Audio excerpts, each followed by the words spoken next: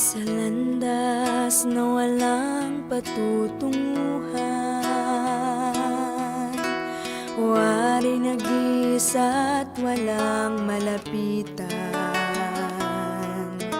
Dinadama ang hirap ng buhay, kalungkot ay aking tinataglan. Ngunit nang makilala ka, sa akin iyong ipinakita ang landas na siyang nagbibigay ng buhay, na ngayon nga ay aking tinataglay. Oh, Jesus, ikaw ang nagkaloob ng pag-asang palaging manghawak sa pangako ng Ama. Oh, Jesus, ikaw ang nagmamahal ng tunay at wagas sa kaniyang mga anak. Panginoon, ikaw ang siyang pinagmulan ng lahat.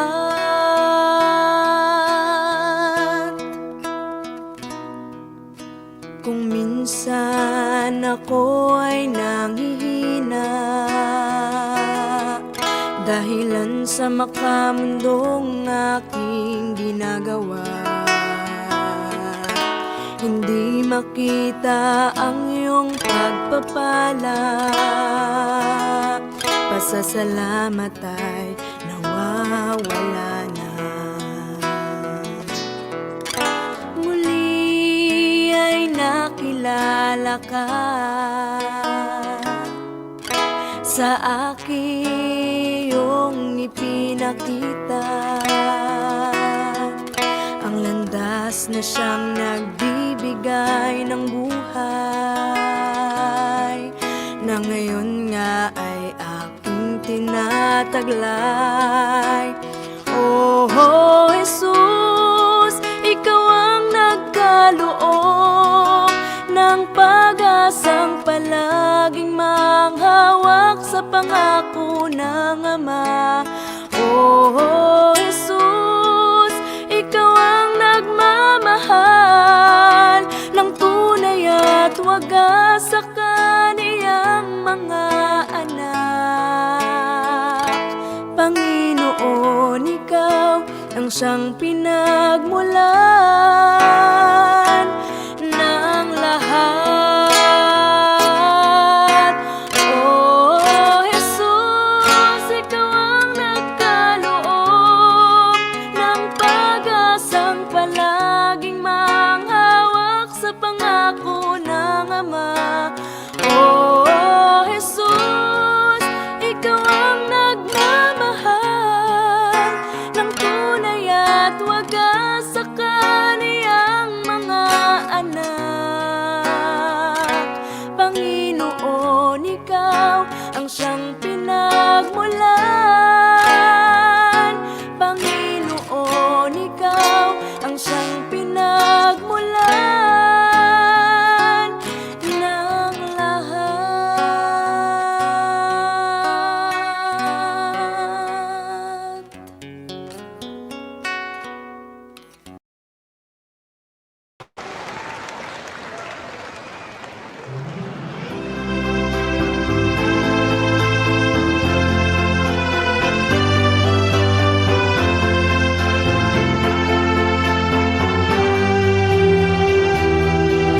Pag-gising sa umaga, kay ganda, kay ganda, kay ganda ng mundo.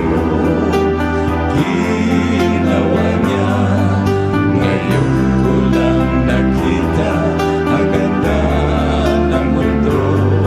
Salamat sa Diyos at ako'y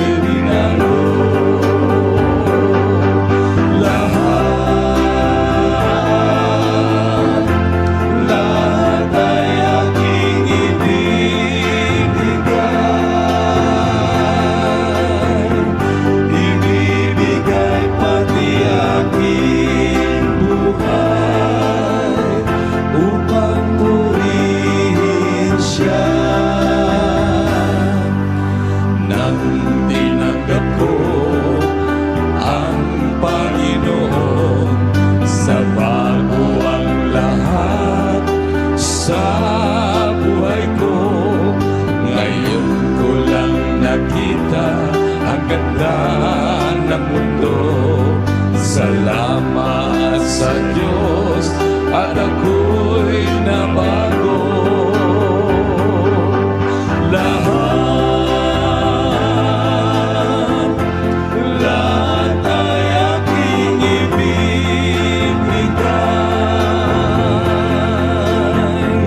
ibibigay pati aking buhay upang purihin siya. Lahat ay aking ibibigay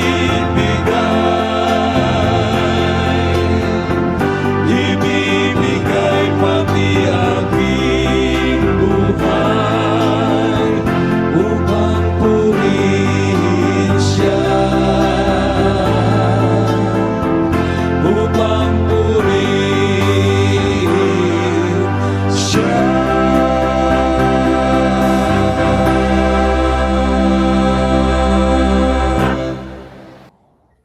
Muling magandang umaga po sa ating lahat mga kaibigan at welcome po ulit sa ating pong programa sa umaga pong ito. Gumising sa pag-asa dito lamang po sa AWR 89.1 FM Ordaneta City, Pangasinan. At bilang pasimula po ng ating programa sa umaga ito, hilingin po natin si Brother Renan Pulende mula po dyan sa Nara, Palawan para po sa opening prayer. Brother Renan. Okay, tayo po lahat ay manalangin. Dakilan namin Diyos na makapangyarihan sa lahat. Muli naman po Panginoon, narito naman po kami na nagpapasalamat sa iyo sa napakagandang umaga na ipinagkaloob niyo naman sa bawat isa sa amin. Nawa Panginoon sa umaga ito, ikaw ang siyang manguna sa bawat isa sa amin. Amin pong ipagkakaloob muli ang aming mga sarili sa iyo. Nawa Panginoon, mamagitan po ng inyong dakilang pagmamahal, ikaw po ang siyang mag-ingat sa bawat isa sa amin sa buong maghapon na ito. Nadalangin ko rin Panginoon ang aming mga masugid na taga-subaybay sa programang Gumising sa Pag-asa na patuloy din silang manalig sa iyo, patuloy silang magkaroon ng pag-asa sa buhay, sa kanilang pang-araw-araw na buhay, Panginoon, upang sa ganon ay hindi sila mawala sa iyong piling. Maraming salamat Panginoon sa tuwina. Maraming salamat sa pagmamahal na lagi mong pinibigay at pinagkakaloob sa amin. Patawarin na po aming nagawang pagkakasala sa iyo. Sa pangalan ni Jesus. Amen. Amen. Okay, so maraming salamat po at kasama rin po natin si Brother John Batayan at maging si Brother Arne Igloso sa umaga pong ito. Brother Renan, ikaw muna yung mga babati ngayong umaga at tingin muna yung mga Alright, good morning po sa ating lahat. Good morning sa ating mga masugid na taga-subaybay sa radyo man ito o kaya sa Facebook, at good morning din po sa ating mga kasama ngayon dito sa StreamYard studio natin. Yan po si Brother Dodon, si Brother Ami, yan po si Brother John. Yan, good morning po sa inyo. At ganoon din po sa ating mga followers, sa ating mga listeners at saka viewers po sa mga ito. Nawa makakamtan natin ng pagmamahal ng Diyos sa magitan po ng kanyang mga ginamit na o kaya ginagamit ng mga guest natin na nagbibigay po ng inspirasyon, nakapagbibigay po ng pag-asa sa ating lahat. At nais ko rin batiin po ang ating mga kaibigan na lagi pong nakatutok sa Bayang Dagat, si Ate Tina Sison, kasama ng kanyang pamilya dyan sa Tel Aviv, Israel. Ayan. Good morning po sa inyo ate, at ganoon din po si Ate Martes Llanos, Ate Matet. Good morning po dyan sa Qatar. Ganoon din po kasama rin po ng kanyang pamilya dyan sa Sison, Pangasinan. At lahat po, gusto kong batiin po lahat ng mga viewers, listeners dyan sa Ordaneta. Yan, kami po dyan.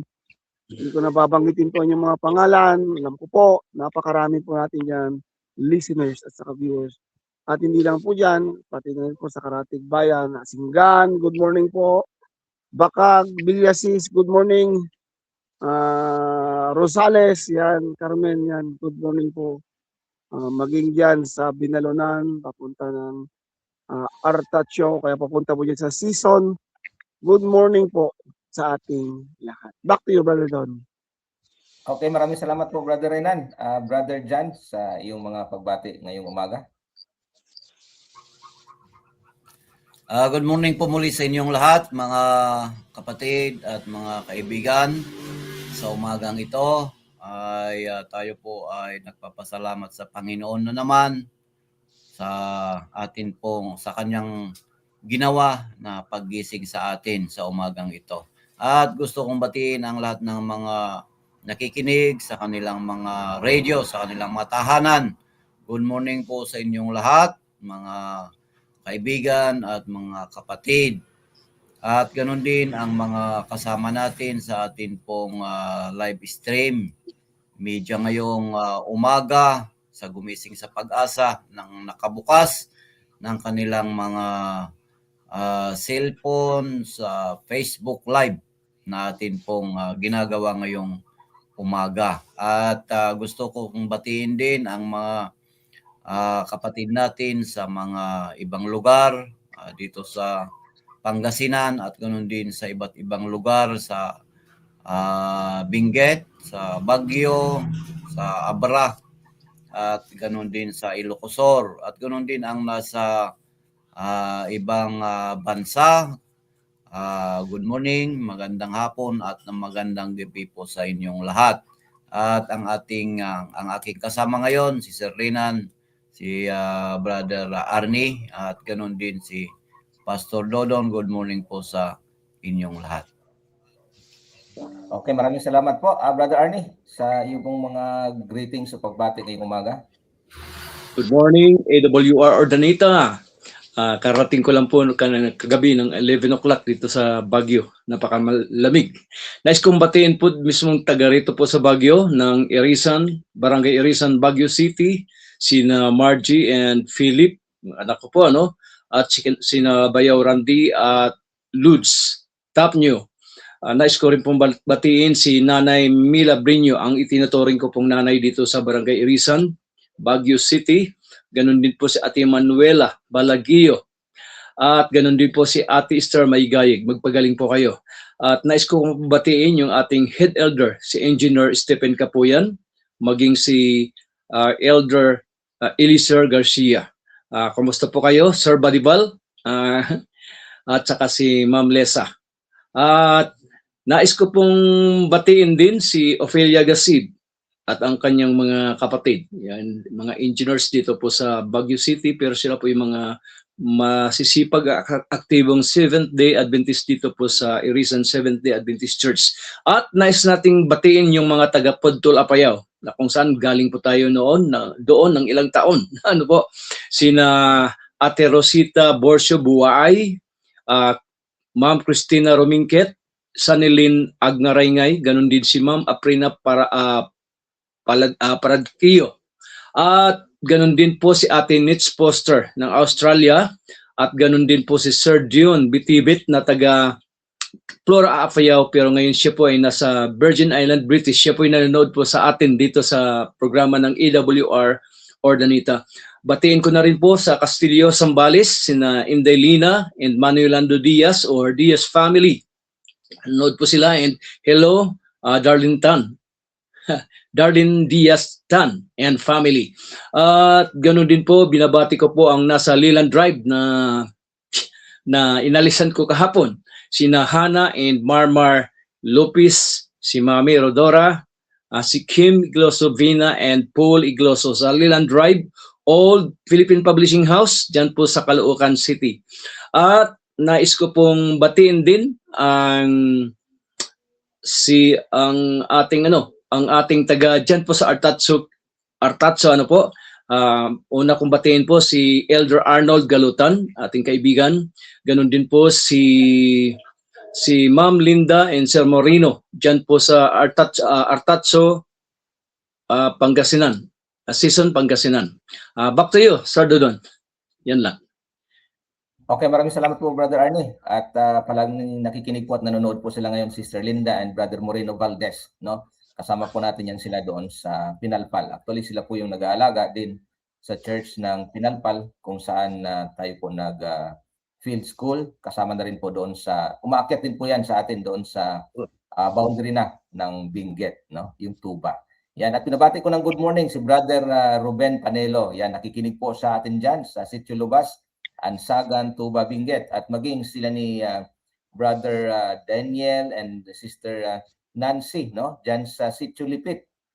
Kasama po ng kanilang mga kasamahan dyan, si Ate Lorna, Ate Teresa, at sa lahat po ng mga nakikinig ngayon dyan sa Sitio Lipit, Ansagan, Tuba, Benguet. At bababa tayo ng konti sa Sitio Pinalpal, Inmalog naman, Season, Pangasinan, kailan ni Nanay Jane and Tatay Marvin Makusi. Good morning. Palagi nakatune in po yan sila sa ating programa. Maging si Nanay Tasing, Nanay Helen, no, dyan po sa Riverside, Sitio Pinalpal, Inmalog, Season, Pangasinan. At sa proper Inmalog po, no, sa malapit sa Barangay Hall, at sila ni Nanay Elvera and Tatay Renato Halapan. Good morning. At of course, ito sa Tiposo, na mga nakikinig, De La Cruz family, Nanay Dilia, dyan pa tayo kahapon, no, nagbisita sa Tiposo, at namimiss na nila si Brother Renan. Sabi ko, nandoon sa Palawan si Brother Renan. Kaya mapansin natin, yan si Brother Renan, nag-enjoy pa dyan sa Palawan. So, Brother Renan, pasalubong daw pagbalik eh. Okay, so, nais nating batiin yung mga viewers natin. Basahin natin yung ilan po dito. Sabi po ni Attorney Jocelyn Arojadong Gadja, good morning, God bless. And then, good morning din kay Sister Gina Diaz. Sabi po ni Ma'am Maria Elisa Patusa Ente, good morning AWR Ordanita. God bless everyone. Then Sister Rama Arojado Labisto, good morning po sa lahat. Then Sister Meli Jimenez, no? Magpalang umaga po sa ating lahat. Good morning din kay Brother Ray Jimenez. Then kay Elder Victor Bolanos, good morning. Magandang umaga, Sir Renan. Ganda ng location mo dyan. Yan. Ganda talaga yung location ni Brother Renan dyan, no? At Sister Gina Diaz, good morning. God bless you. At mula po kay Sister Nenita Ganyo Batayan, sabi niya dito, good morning po sa ating lahat mga kapatid.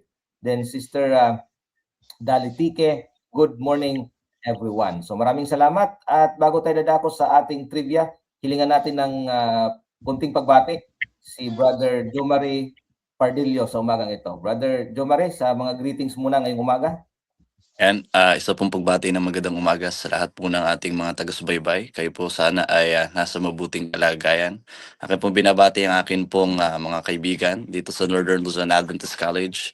At binabati ko rin po ang aking mother, si Gina Pardillo.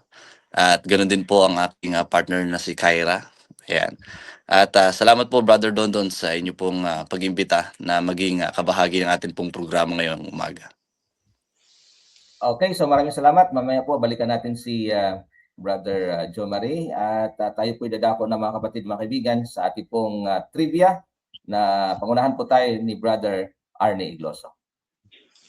Muli, binabati ko po ang lahat ng AWR Ordanita. Dumako na po tayo sa ating trivia start point. Tayo po ay patuloy pong magkakaroon po ng trivia ng Seventh-day Adventist Trivia, June 29. Alam mo ba noong Hunyo 29, 2000, nagpatibay ang General Conference ng resolution tungkol sa pagsusugal. Hinihikayat ang mga kaanib na huwag magsugal at hindi tumatanggap ng pundo mula dito. At noong Hunyo 29, 1995, inilabas ang pahayag ng Seventh-day Adventist tungkol sa kalikasan. Sa General Conference session sa Utrecht, tinawag tayo ng Diyos na maging mabuting katiwala sa ating mga desisyon, kalusugan, at sa kanyang nilikha.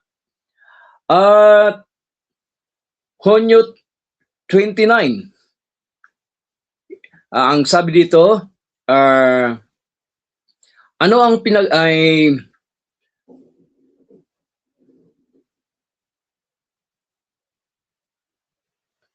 anong mahalagang pahayag ang inilabas noong Hunyo 29, 1995? Ang pahayag ng Seventh-day Adventist tungkol sa kalikasan, na sabi ko na kanina, sa General Conference session sa Utrecht, Netherlands. Dyan po nagtatapos ang ating trivia start point. Back to you, Sir Dodon. Okay, maraming salamat po Brother Arne sa ating pong very informative na usaping pangkalusugan sa umaga pong ito. At tayo po dadako na sa ating pong usaping pangkalusugan, trivia pala kanina. Ngayon ay dadako na tayo sa ating pong usaping pangkalusugan o health tips sa umagang ito na tayo po'y pangunahan ni Brother Jan Batayan. Brother Jan, sa iyo na po ang panahon para sa ating health tips ngayong umaga.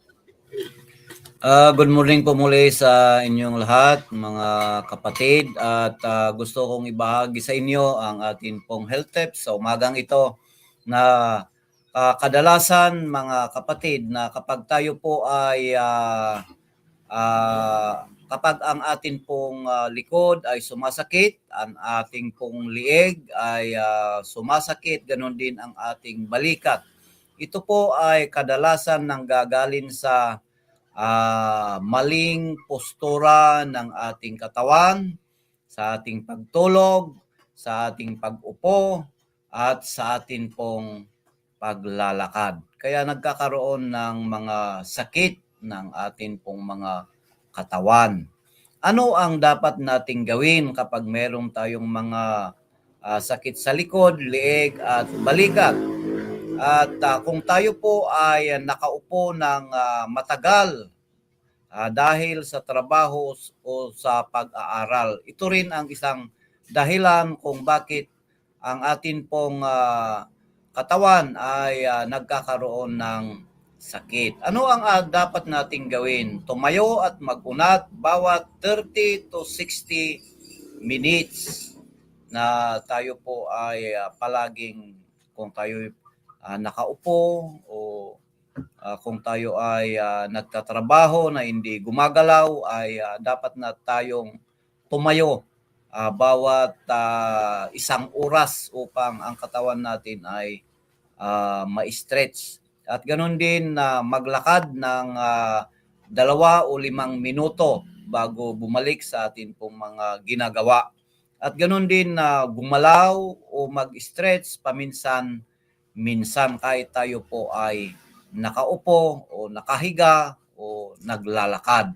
At ganoon din kailangan natin ang ehersisyo sa araw-araw ng atin pong buhay. Hindi na kailangang mag-gym araw-araw para tayo po ay ma-exercise. Pwede rin tayong gumawa ng simpleng exercise mga kapatid gaya ng paglalakad, pag-akyat ng hagdan, paglilinis ng bahay. Ay nakakatulong na mananatiling aktibo ang atin pong katawan. Ang sobrang pag-upo ay maaaring makapekto sa puso, blood sugar, timbang at kalusugan ng mga kalamnan o kasukasuan. Kaya ugaliing tumayo at gumalaw regular at mapanatiling malusog ang inyong katawan. Kaya kung nagkakaroon tayo ng sakit sa likod, lieg o balikat ay gumawa lang ng konting exercise upang ito po ay maibalik unti-unti at mawala ang mga sakit natin pong nararamdaman. Yan lang po ang ating health tips sa umagang ito. Good morning po sa inyong lahat. Okay, maraming salamat po Brother Jan sa ating pong health tips ngayong umaga. At bago po natin ipakilala ang magbibigay sa atin ng conversion story or testimony, tayo po muna ay makakarinig ng isang awitin na ito po may pamagat Find Us Faithful Tagalog version na awitin po sa atin ni Sister Lovely Bungat. Panoorin natin, pakinggan natin ang mensahe ng awiting ito.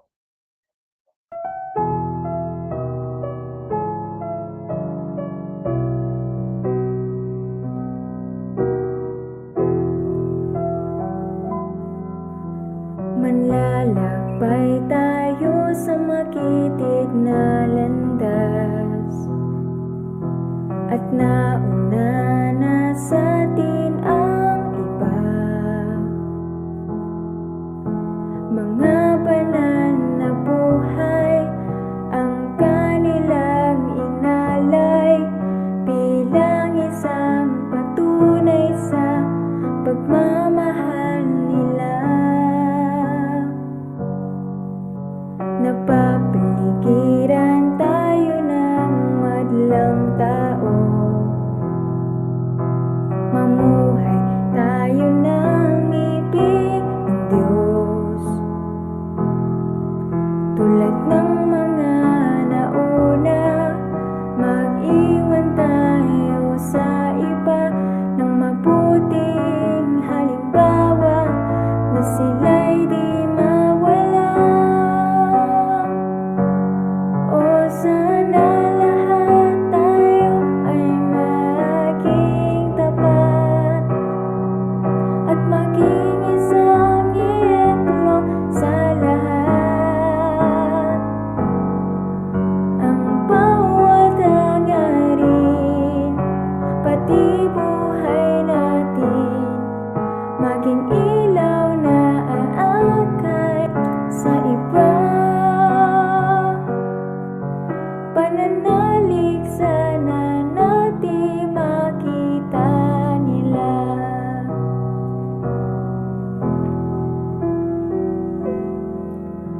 Kapag natapos na ang buhay sa mundo at tinig na nila ang buhay mo, lahat nawa ng bagay, lahat din ang salaysay, maakay nawa silang sumunod ng lubusan. O sana lahat tayo ay maging tapat at maging isang ehemplo sa lahat. Ang bawat hangarin, pati buhay natin, maging ilaw na aakay sa iba. O sana lahat tayo ay maging tapat at maging isang ehemplo sa lahat. Ang bawat hangarin, pati buhay natin, maging ilaw na aakay sa iba. Pananalig sana natin makita nila.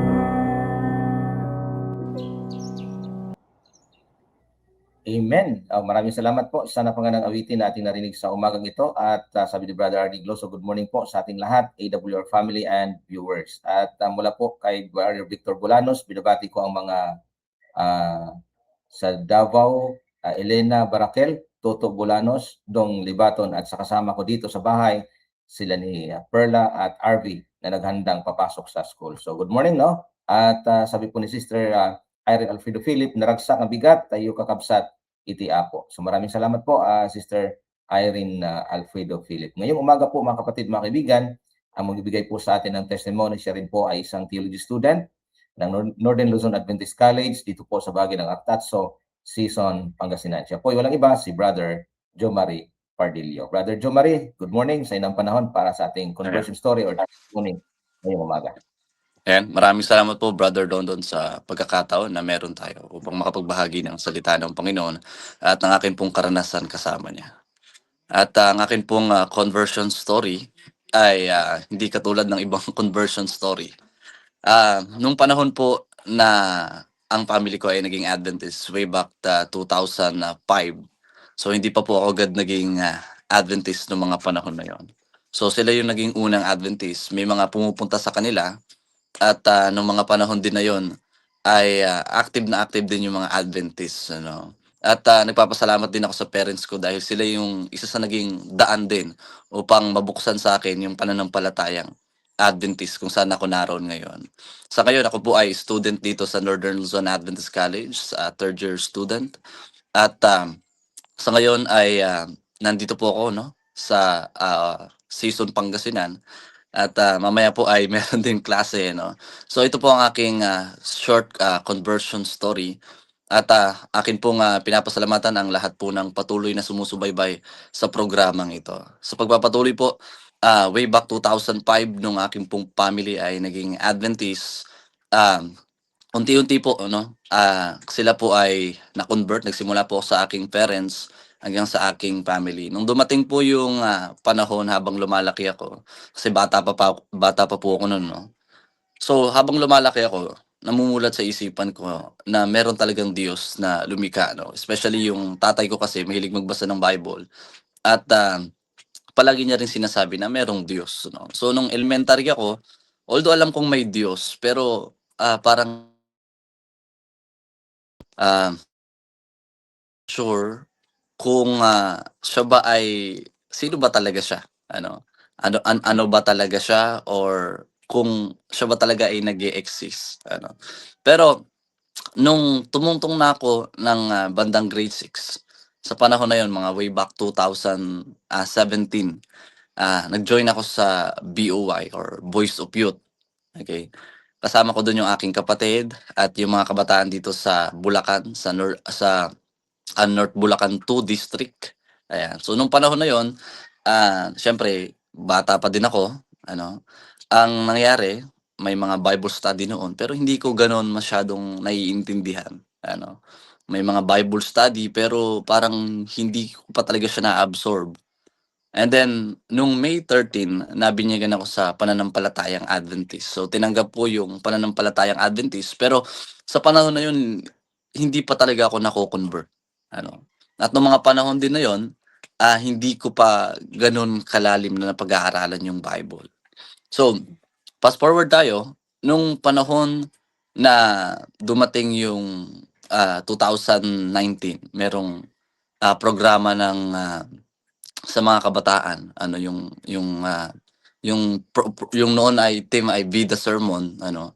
So nung una triny kong i-share yung word ng Panginoon, ano, yung 1 Corinthians chapter 13 about God's love.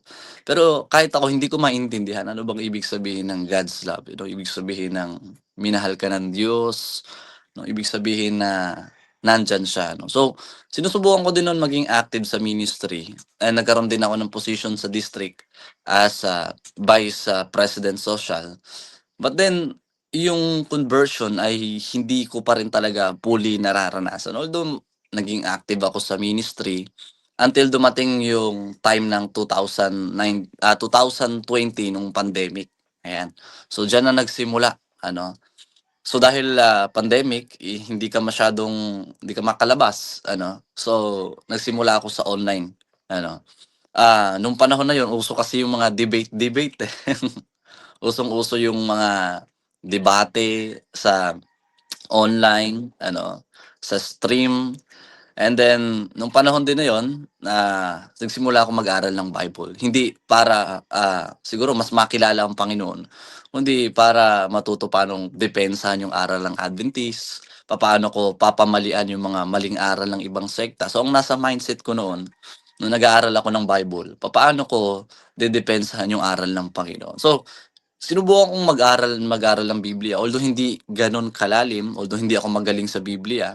Nung panahon na yon, nung nag-aaral pa lang ako, sinubukan ko pa rin makipag-debate sa iba't ibang sekta, maging sa Catholic, maging sa Baptist or Dating Daan. So, nung panahon na yon, naging legalista ako, ano. Ang paniniwala ko, sabi ko, "You have to obey the law of God in order for you to be saved." Ano, so yun yung mga principle na nasa isip ko nung mga panahon na yan. And then, isang araw si Kuya Mark Paul Hernandez, yan ang aking kaibigan. So, dati ay nagpunta siya dito and then naging kaibigan namin. And then, noong 2020 sinabi niya sa akin, "Joms, panoorin mo si Pastor Brian Tolentino, yung kanyang ministry na, Lifting Christ." So nung, sinabi niya sa akin yun, sinubukan kong panoorin. So nung pinanood ko yung Lifting Christ online, sa FB, meron silang, ministry, yung Lifting Christ. Although matagal na yon, 'no. So sinimulan ko siyang panoorin. Nung pinapanood ko siya, dahil ang background ko siyempre apologist. Nung marinig ko yung kanyang preaching, sabi ko, "Parang iba yung preaching niya. Maliligtas tayo sa pamagitan ng biyaya lamang, ng faith faith alone." Ano? So, ang nasa isip ko parang mali yung tinuturo ni pastor, parang kontra siya sa sinasabi ng Bible. At meron ding hanggang ngayon na mga tao na naniniwala sa gano'n.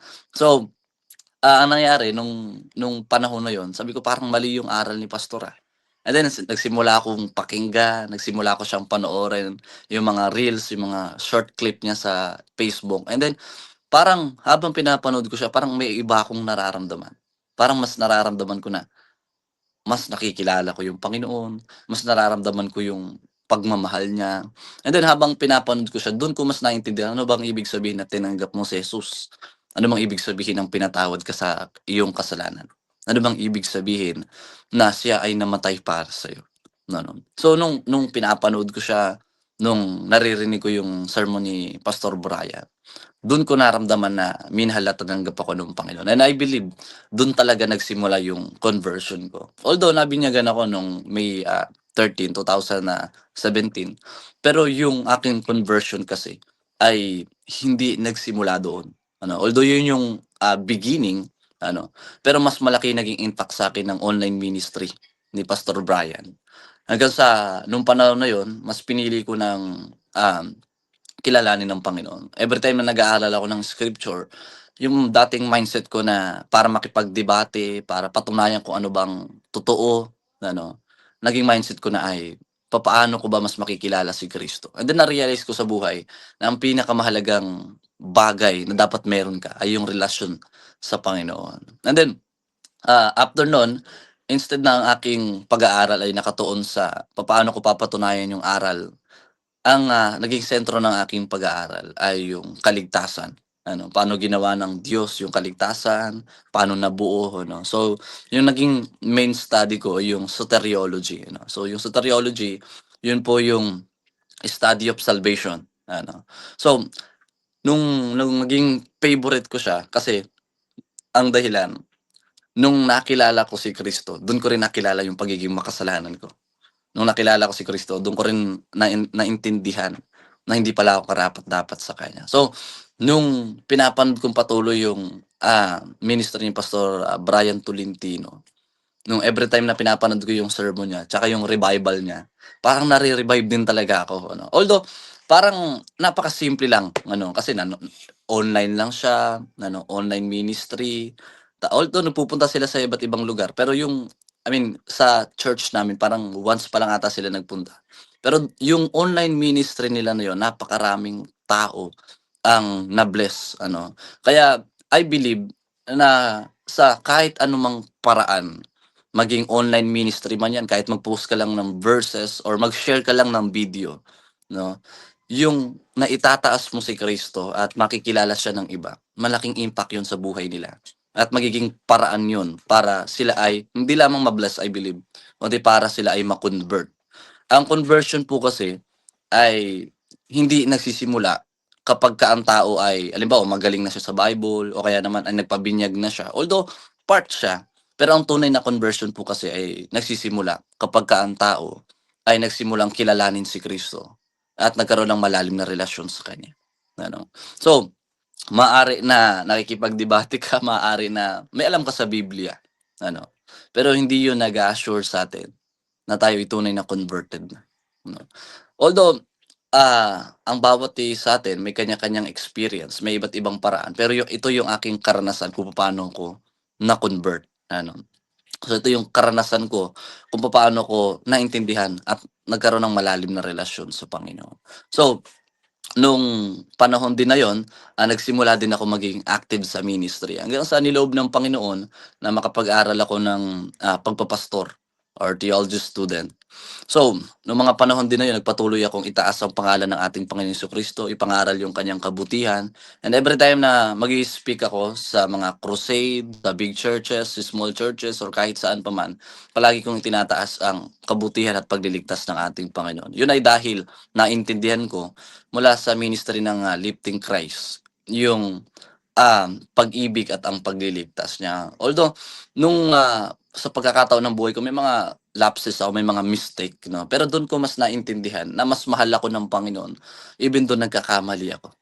Kaya nung panahon din na nag-livestream kami doon sa AWR program ng Everyday with Jesus, kahit din doon sa programa na yun, tinataas ko pa din ang Panginoon dahil sa kabutihan niya. So, sa buhay ko, mas nakilala ko ang Panginoon sa ganung paraan. Kaya I believe, doon sa mga patuloy na sumusubaybay at tumatangkilik sa programang ito, kung patuloy niyo pong ibabahagi yung mga ganitong programa. Hindi natin alam, meron palang mga tao na pwedeng ma-convert sa pamamagitan ng mga paraanan na ito.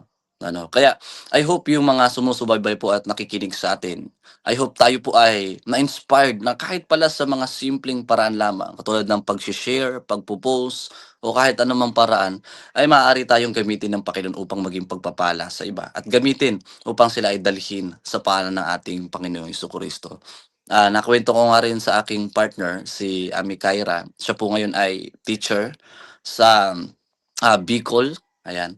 So, naikwento ko rin sa kanya yung conversion ko at kung paano gumawa ang Panginoon sa buhay ko, ano. So, dumating din yung time na ginamit din siya ng Panginoon para ipanalangin ako at maging paraan din para patuloy akong lumago, ano. So, sa buhay ko, Brother Dondon, maraming salamat sa iyong pag-imbita. Napatunayan ko na mahal ako ng Panginoon. Napatunayan ko na tanggap ako ng Panginoon at ako'y ligtas, ano, dahil sa kanyang biyaya. At naging paraan yung ministry, online ministry, yung mga online ministry para maipaunawa sa akin yun ng Panginoon. So, sa umagang ito, nais ko pong itaas ang Panginoon at nais ko pong bigyan ng reminder yung bawat isa sa atin. At patuloy po tayong maglingkod sa Panginoon. Patuloy tayong magpagamit sa Panginoon. Patuloy na ang bawat isa sa atin ay maging willing sa kanyang gawain. So yun po ang aking short conversion story at kung paano gumawa ang Panginoon sa aking pong buhay. Pagpalain po tayo ng Panginoon. Maraming salamat po, Brother Jo Marie. At maya-maya po ay may pasok pa po si Brother Jo Marie. At ako na lang po yung mag-closing prayer mamaya, no? At good morning din po kay Sister Merani Baisa.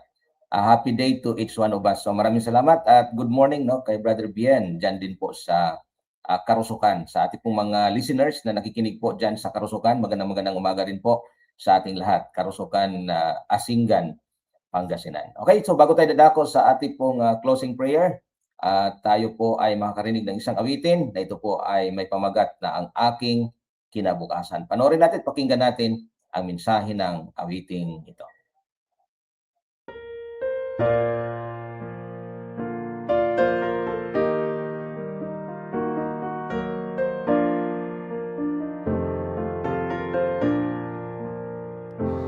Ang aking kinabukasan ay di ko nalalaman.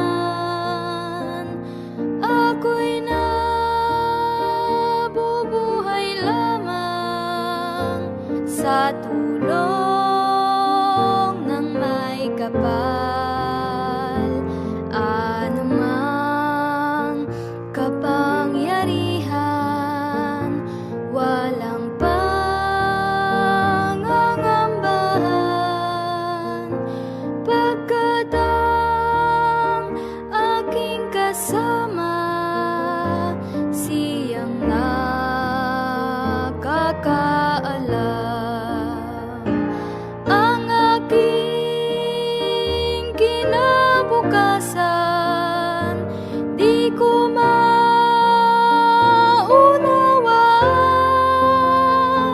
ngunit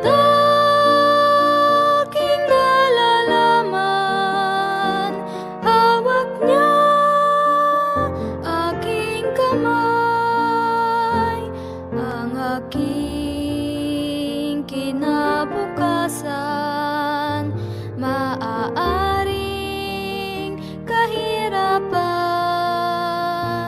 ngunit aking nalalaman, di ako babayaan. Sa akin mang daraanan, may baha o apoy man, di rin niya hihiwalayan. Magwakas man ang buhay, ang aking kinabukasan, di ko maunawaan,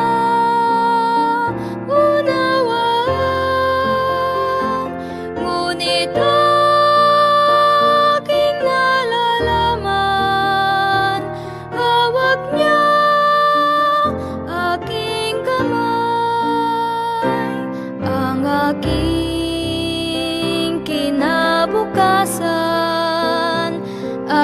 walang katiyakan, kaya't ako'y nagpapasyang susunod ng lubusan.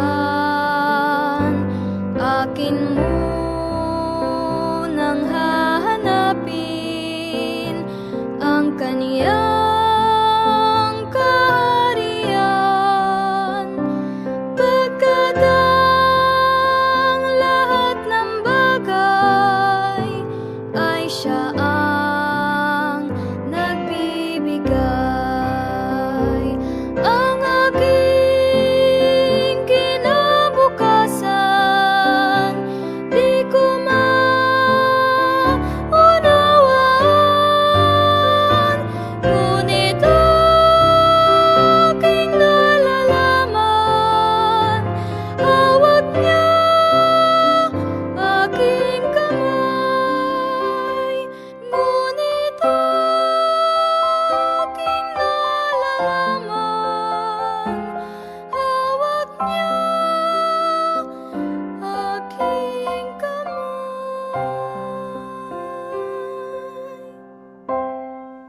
Maraming salamat po, Sister Maya Zacarias, for that very inspiring message in song. Then sabi po ni Sister Irene Alfredo Philip, Amen. So maraming salamat po.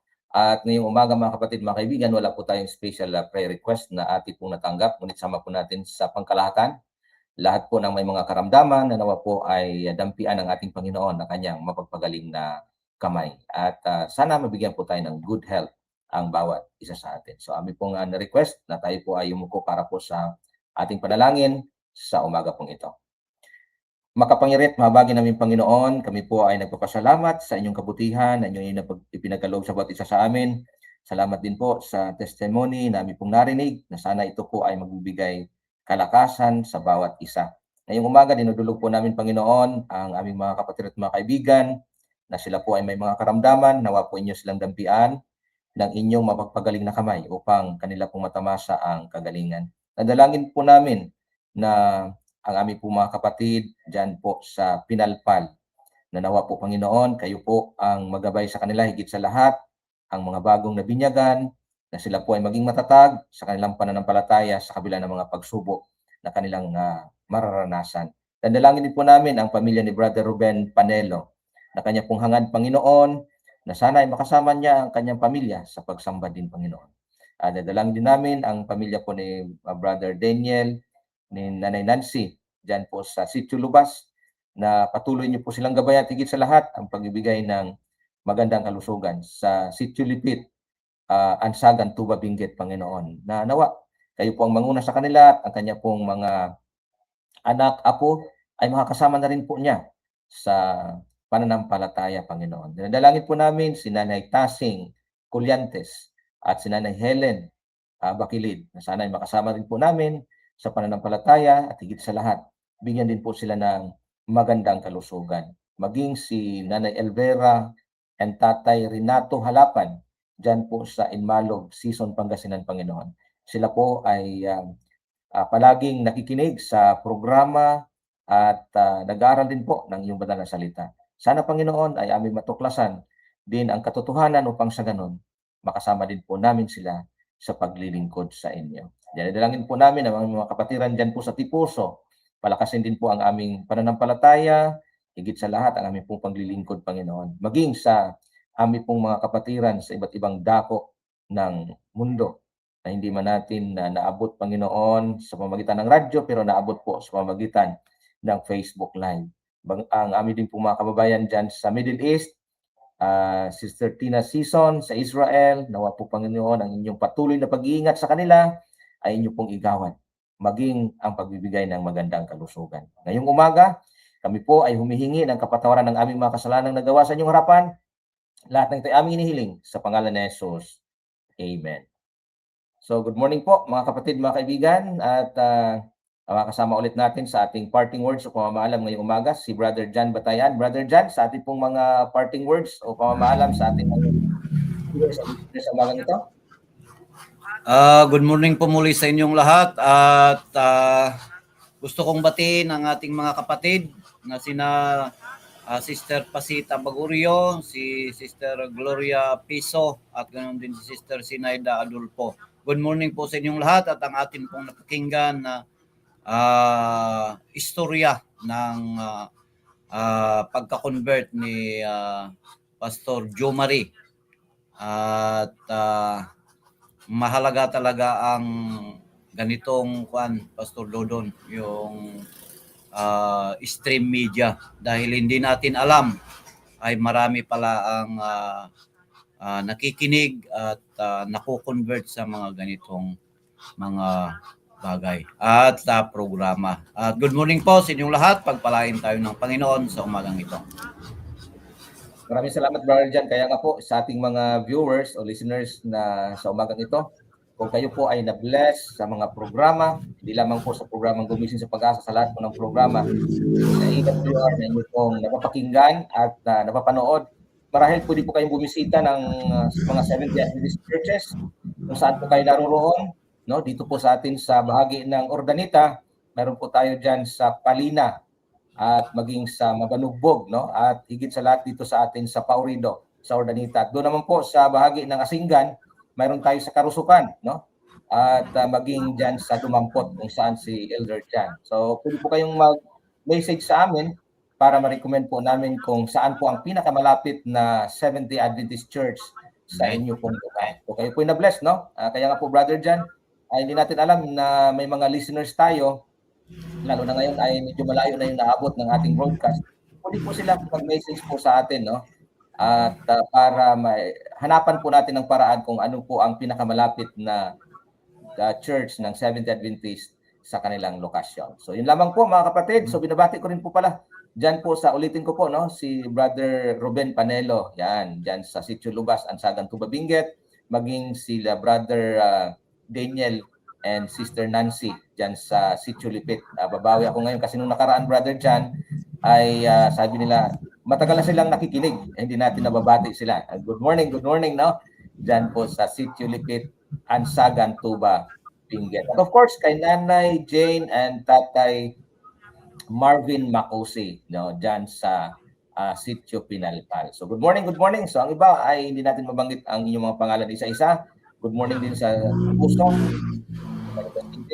Lacus family, Nanay Auring Mabilin, Nanay Flora Montimayor, at sa lahat po ng mga nakikinig at nanonood sa umagang ito, magandang umaga po. Sa pangalan po ng ating mga kasama kanina, si Brother Arnie Igloso, Brother Renan Pulende, na nasa Nara, Palawan ngayon, at maging si ang ating pong nagbigay ng testimony, Brother Joe Marie Pardillo, may pasok na po siya ngayong umaga. At ang kasama ko ngayon naiwan, si Brother Jan Batayan, ang inyong lingkod, Brother Dodon Lavisto. Kami po'y magsasabing God bless po at mabuhay po tayong lahat sa piling ng ating. Amen.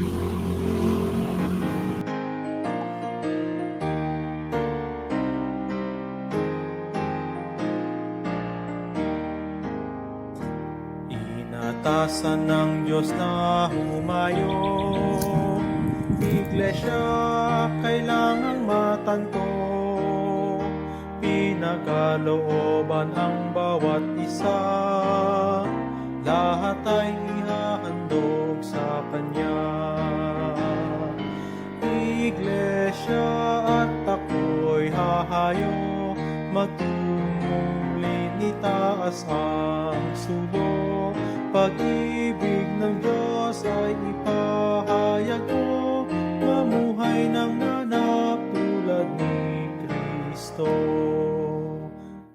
Ikaw at ako'y makisangkot, abutin ang mundo at maglingkod, manghawak kay Kristo at sumunod, ibalita darating si Jesus. Iglesia at ako'y hahayo, magtungulin itaas ang sulo, pag-ibig ng Diyos ay ipahayag mo, mamuhay ng ganap tulad ni Kristo. Ang manggagapas ay nasaan, halina tumulong sa pag-ibon,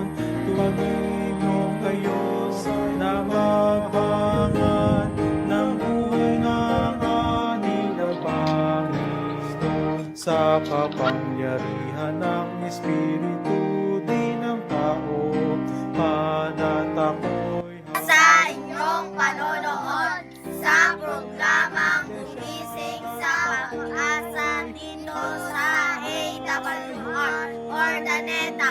Bye-bye!